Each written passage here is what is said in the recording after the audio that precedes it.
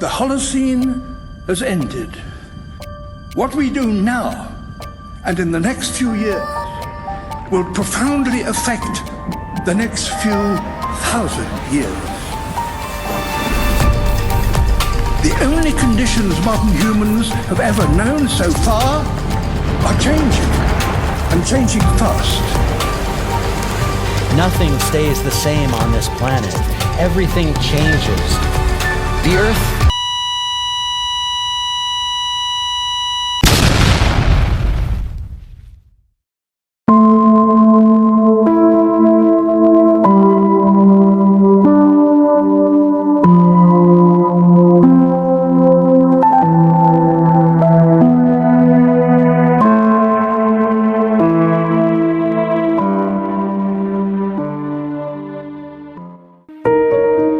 According to Earth Organization, they explain how does plastic pollution affect the environment. The Philippines prides itself on having one of the world's most diverse marine biodiversity by being at the apex of the Coral Triangle. The country holds an extensive system of coral reefs occupying more than 27,000 square kilometers or 10,425 square miles. Unfortunately, this centralization of dependence is easily overthrown once coral reefs encounter threats such as rising ocean temperatures and plastic pollution. A 2018 study showed that without the presence of plastic, coral reefs have 4% likelihood of contracting disease. With plastic, the risk dramatically increases to 89% due to the spread of pathogens. This phenomenon triggers a chain reaction as it disrupts marine ecosystem and causes nearby sea animals to consume microplastics. Microplastics are smaller pieces of plastic generated through processes such as weathering and exposure to wave action and more. Their consumption is evidently persisting in the Philippines, where nearly half of all rabbit fish, a commonly consumed fish species, which found to contain traces of microplastics. By dumping plastic into the sea, these eventually enter our bloodstream. According to the United Nations, more than 51 trillion microplastic particles litter the world sea, a quantity that outnumbers the star in our galaxy by 500 times.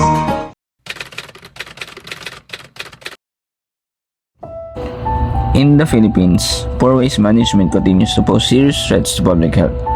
When garbage is improperly disposed of, left in streets, dumped illegally, or burned, it creates an ideal condition for diseases to spread.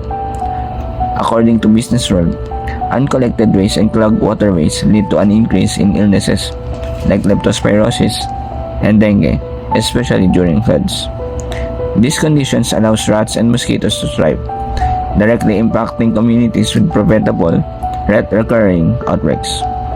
The Department of Health, as reported by DZRH, unmanaged waste worsens infection rates. DOH Secretary Teodoro Herbosa further called for unified efforts in waste reduction to fight these diseases. During the COVID-19 pandemic, waste-related risks intensified. Over 280 tons of medical waste were generated daily. According to Philippine Star, much of this ended up in general garbage streams, increasing environmental and health hazards due to improper treatment. Plastic pollution and paper litter are more than just environmental issues. They are public health crises affecting communities across the Philippines. According to the Department of Environment and Natural Resources or DENR, the country generates 2.7 million metric tons of plastic waste annually, with only 9% recycled. This mismanagement contributes to clogged waterways, flooding, and toxic exposure. But the health impacts go deeper. Plastic waste creates breeding grounds for disease-carrying mosquitoes, increasing risk of dengue, malaria, and Zika virus infections. According to the Greenpeace organization, chemicals like phthalates and BPA leaching from plastics are linked to cancer, respiratory diseases, and neurological disorders. Meanwhile, paper litter decomposes in landfills, releasing toxins into soil and water, attracting vermin that spread illnesses like typhoid fever and gastroenteritis. The solutions start with us, reducing waste, recycling responsibly, and supporting community-led drives. Together, we can protect both our environment and our health.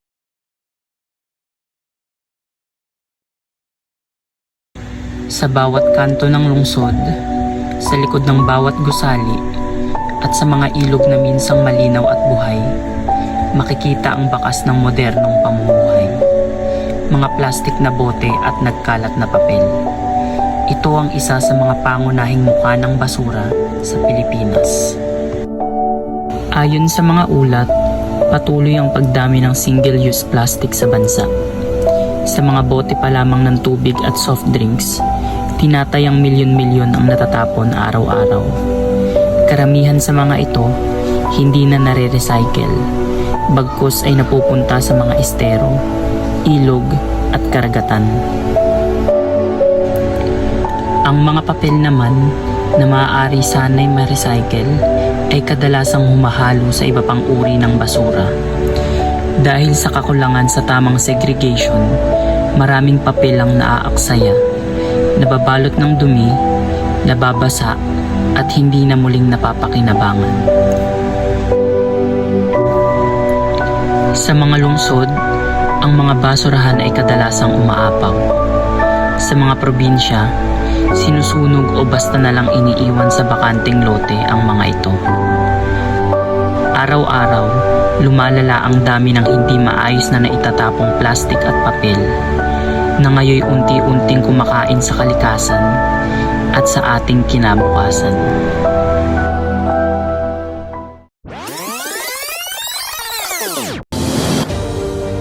Bawat proyekto ay nagsisimula sa tanong, paano nga ba natin mababago ang ating kapaligiran kahit sa maliit na paraan? Kami ay mga estudyante, hindi perpekto, pero may layunin. Sinilang sa simpleng pagnanais na makatulong. Hindi lang sa kalikasan, hindi pati sa kapwa at sa komunidad.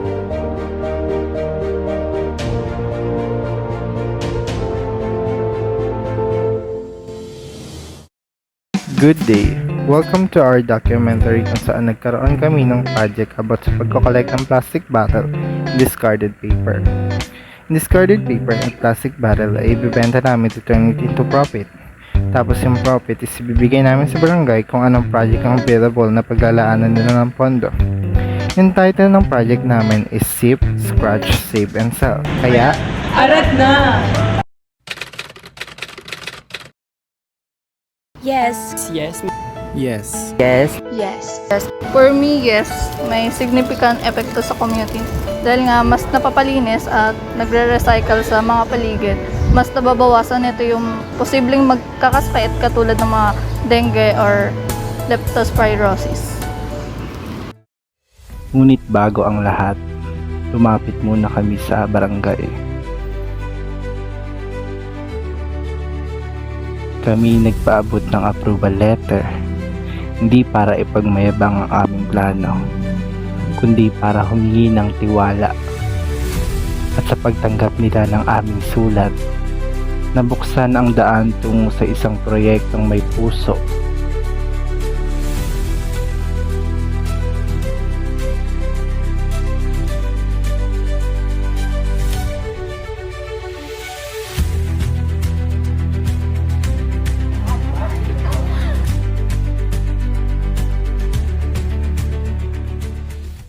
Sunod naming ginawa ang pamimigay ng flyers. Sinulat namin doon ang layunin ng proyekto. Ang simpleng pangalap ng mga plastic bottle at papel, hindi bilang basura, kundi bilang pagkakataong makagawa ng kabutihan sa hindi inaasahang paraan. Bago pa man namin masimulan ang unang koleksyon, may mga tumugon na agad. May mga residente na nag-abot ng papel. May mga nagpakita ng suporta, simpleng pagngiti. Pakiramdam namin, sinabayan na agad kami ng komunidad sa unang hakbang pa lang.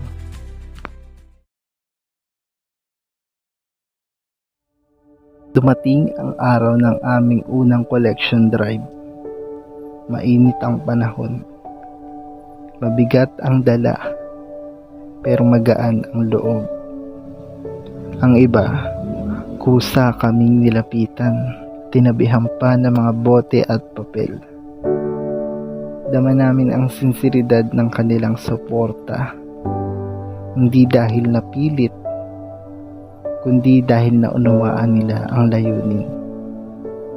May ilan ding walang maibigay, pero buong pusong nagsabi, gusto naming tumulong.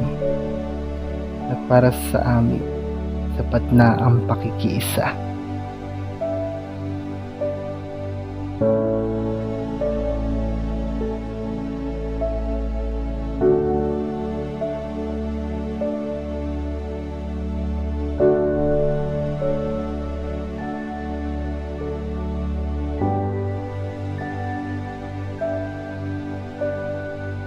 Matapos ang unang koleksyon, nagtungo kami sa junk shop. Bit-bit ang aming mga pinaghirapang bote at papel. Para sa iba, basura. Para sa amin, tagumpay.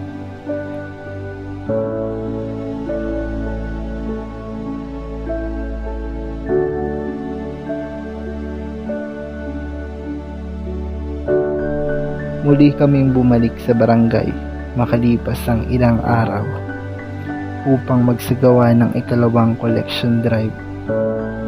Bagamat mas kaunti ang aming nakolekta, hindi nabawasan ang sigasig.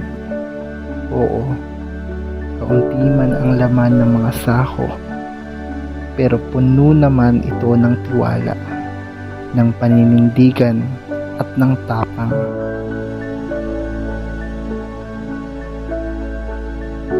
Dinala pa rin namin ito sa junk shop dahil bawat piraso ay mahalaga. Bawat bote, bawat papel, may kwento, may ambag.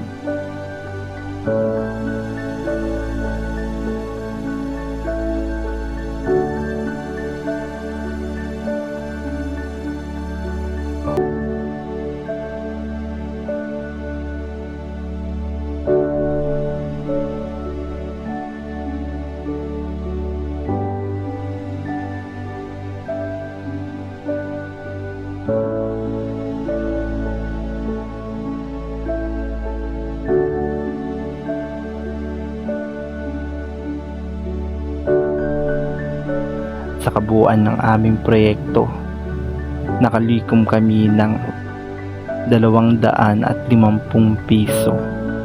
Maaaring maliit sa iba, pero sa amin, ito ay simbolo ng pagsisikap, pagkakaisa, at pagmamalasakit. Sa huli, bumalik kami sa barangay, hindi para magmalaki, kundi para magpasalamat at magulat. Pinakita namin ang aming pinagpaguran at binahagi ang bawat sentimong kinita.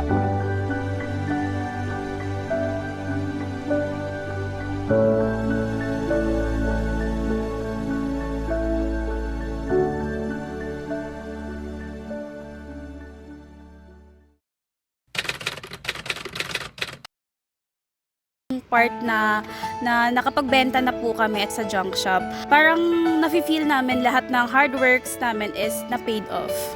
Yung pinaka di ko makakalimutan sa project na ito, yung nagbabahay-bahay para mangolekta ng mga plastic bottle at papel.